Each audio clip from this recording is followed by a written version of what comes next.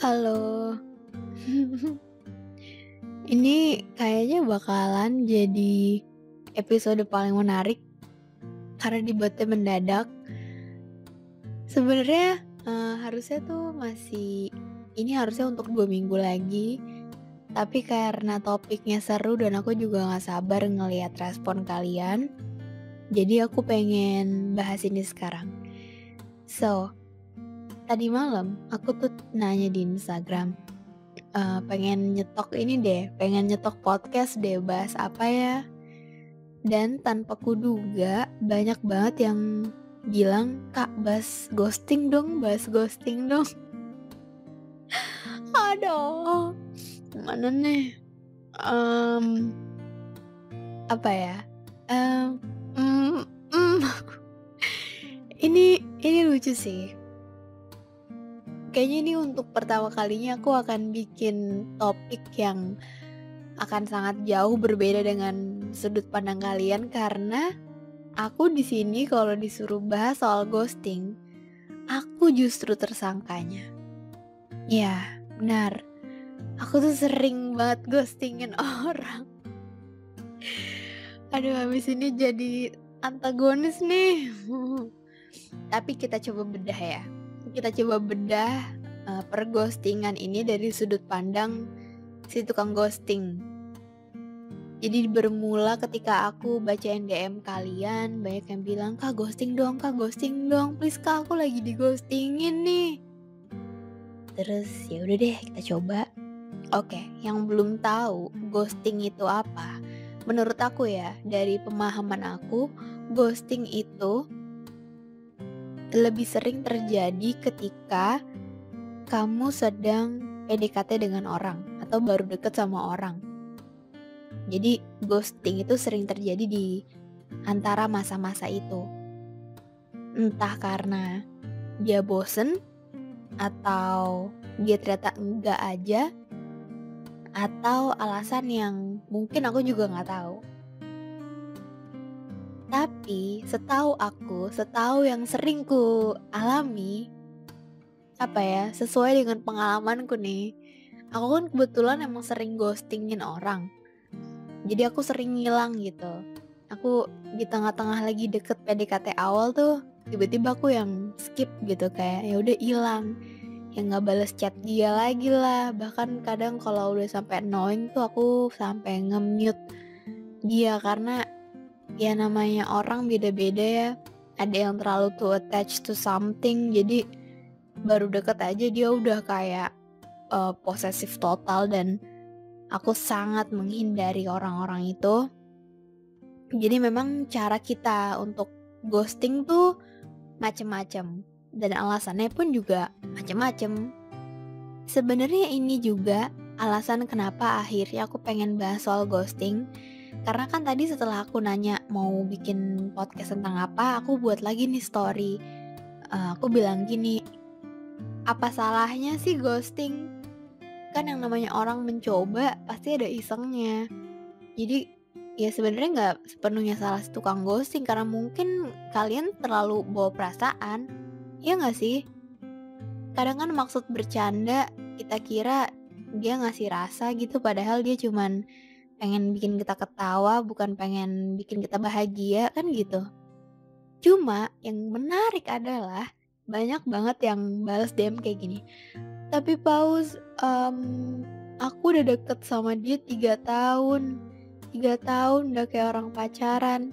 Tiba-tiba dia ngilang. WhatsApp-nya nggak ada live and then profil WhatsApp-nya hilang. Instagram-nya nggak ketemu alias di-blok."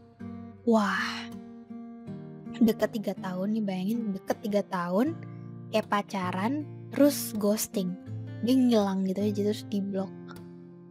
Hmm, hmm, itu namanya kurang ajar sih.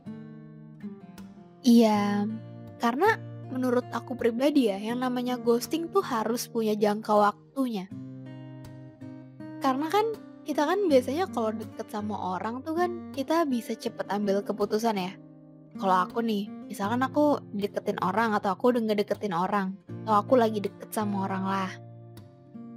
Awal-awal tuh kita pasti tahu kan sinyal-sinyal yang ada gitu.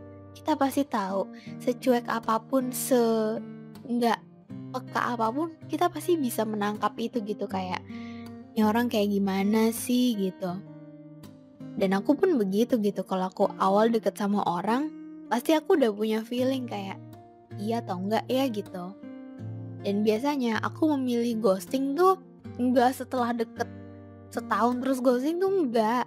Aku tuh seringnya ngeghostingin orang enggak lebih dari sebulan. Jadi biasanya sebulan deket atau 3 minggu deket, chat, telepon, ternyata chatnya basi, enggak asik, dan ternyata nggak nyambung aja ngobrolnya, dan apa ya, bahasa percakapannya beda gitu, itu kan nggak nyaman ya, nggak aja gitu. Jadi aku kadang memilih ya udah tiba-tiba ngilang, nggak balas WhatsApp-nya lah, ya ya ngerti kan, tiba-tiba skip aja, dan itu aku nggak pernah lebih dari 3 minggu atau sebulan. Sebelum makin panjang nih urusan, semakin rumit perasaan, mending kita skip nggak lebih dari sebulan, karena itu menurutku untuk kayak, ya udahlah untuk as a friend aja udah cukup. Tapi kalau kasusnya kayak gini, udah 3 tahun kayak pacaran, terus dia tiba-tiba ngilang gitu aja, itu jahat sih. Tapi, kalau diperhatiin lagi, aku nih berusaha mencerna ya, maksudnya berusaha memikirkan dari sudut pandang si pengirim DM ini. Dia kan bilang, "Iya Kak, aku di-ghosting 3 tahun udah kayak pacaran." Terus dia ngilang, udah kayak pacaran. Ini tuh sering banget terjadi loh, teman-teman. Sering banget, karena teman-temanku sering banget ngalamin. Jadi nggak ada statusnya, tapi kayak pacaran. Jadi dia bilang ke aku bahwa, "Iya, gue sama dia udah kayak pacaran, cuman nggak pakai status aja." Itu agak bingung ya. Karena to be honest, aku pribadi nggak aku emang anaknya tuh nggak suka pacaran, nggak suka pakai labeling gitu. Aku tuh orangnya bercanda tapi serius, bukan serius tapi bercanda, ngerti nggak? Jadi aku paling nggak suka baru deket terus, ngerasa sayang, ngerasa cocok, terus aku minta pacaran tuh nggak. I'm not that kind of person. Aku kayak udah coba jalan-jalan, karena pacaran tuh menurutku label yang berat, bahkan nggak perlu sampai menikah dulu ya. Menurutku pacaran tuh udah apa ya, udah status yang nggak boleh main-main buat aku. Jadi kalau memang aku yang masih selengean gini, mending kita temenan dulu. Jadi makanya aku nggak pernah tahu rasanya hubungan tanpa status, tapi kayak pacaran. Mungkin mungkin kayak gini ya, ya kayak pacaran tapi dia nggak pernah nembak, atau dia nggak pernah ngerasa dia tuh milik dia, ngerti gak sih? Mungkin bedanya gitu ya. Jadi kalau orang kayak pacaran tapi nggak pacaran, bedanya dengan orang pacaran adalah mungkin kita nggak punya hak untuk dia mau deket sama siapa, dia mau pergi kemana, karena balik lagi kita bukan siapa-siapanya dong, walaupun kayak pacaran. Nah, sama kayak si pengirim DM ini, dia deket 3 tahun kayak pacaran terus ngilang. Ini bahaya, ini masalahnya. Masalahnya tuh bukan di ghostingnya, masalahnya bukan di dia tiba-tiba ngilang atau hubungan tanpa status, bukan. Hubungannya emang nggak salah, kita cuman jatuh cinta sama orang yang salah aja. Apalagi kita makin dewasa gitu ya, ini tuh perlu kita warning gitu. Coba deh, kalau deket sama orang, yang perlu dijaga tuh hati kita dulu. Kita boleh kok untuk nggak langsung jatuh cinta tuh, kita boleh gitu. Untuk menunda perasaan ini to grow tuh nggak apa-apa gitu. Untuk pelan-pelan tuh nggak apa-apa. Jadi dari awal jangan pernah buru-buru langsung ngerasa, aduh dia orang yang tepat, dia orang yang cocok, gue kayak sama dia banget deh gitu. I think I'm really into him. Tapi ternyata di tengah jalan kayak gitu. Apalagi nggak pernah ada kepastian atau nggak pernah ada hal yang bikin kita bisa yakin sama dia. 3 tahun itu bukan waktu yang sebentar loh. 3 tahun itu waktu yang lama untuk deket sama satu orang aja, untuk mengira dia adalah orang yang akan terus sama kita. Bahwa kayak kalian pasti pernah kan kayak deket sama orang terus mikir, ya gue nggak mungkin lah nggak sama dia. Ngerti gak sih? Kayak ya kalau nggak sama dia gue sama siapa? Nah itu bahaya tuh, bahaya. Kita tuh pasti punya feeling kok. Kita punya feeling ini orang bakal ngilang atau enggak. Kita punya feeling ini orang serius atau enggak. Jadi balik lagi ke diri sendiri. Terlalu serius di awal tuh juga ngeri, karena kita nggak pernah tahu kan orang tuh kedepannya kayak gimana. Jadi yang perlu kita perhatikan bukan dengan janji-janjinya sih, tapi dengan perilaku dia. Gimana dia terhadap diri dia sendiri, terhadap hidupnya, terhadap orang tuanya, terhadap teman-temannya, terhadap pekerjaannya gitu. Itu yang perlu kita pastiin.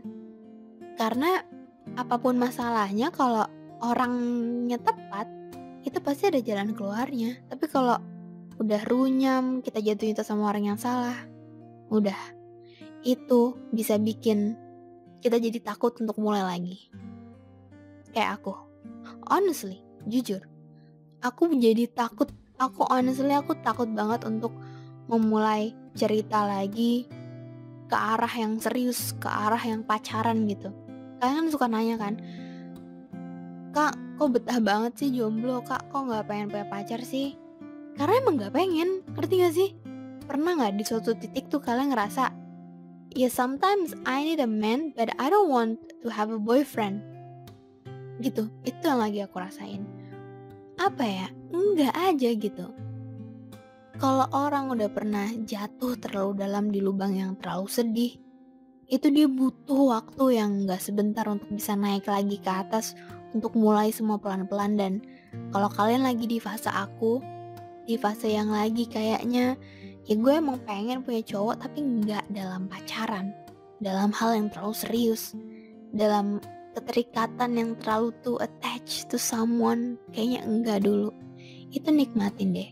Walaupun orang-orang yang terlalu lama sendiri kayak aku, itu baru menyadari satu hal yang paling berharga dari sebuah jatuh cinta. Kangen. Kalau kalian udah terlalu lama sendiri, kalian akan sadar betapa mahalnya perasaan kangen. Betapa pengennya ngerasain kangen sama orang, tapi gak bisa. Ngerti gak? Karena ibaratnya hatinya tuh udah terlalu lapang gitu. Kayak semua orang tuh bisa masuk. Kita terlalu buka hati sampai kita gak pernah bener-bener ngunci untuk satu orang. Itu PR-nya. Itu PR aku juga. Jadi buka hati doang kadang gak cukup sih. Kita harus belajar nerima. Kita pasti tahu kok kapan harus bilang iya. Karena pengen ngerasain kangen tapi gak tahu kangen siapa, itu gak enak.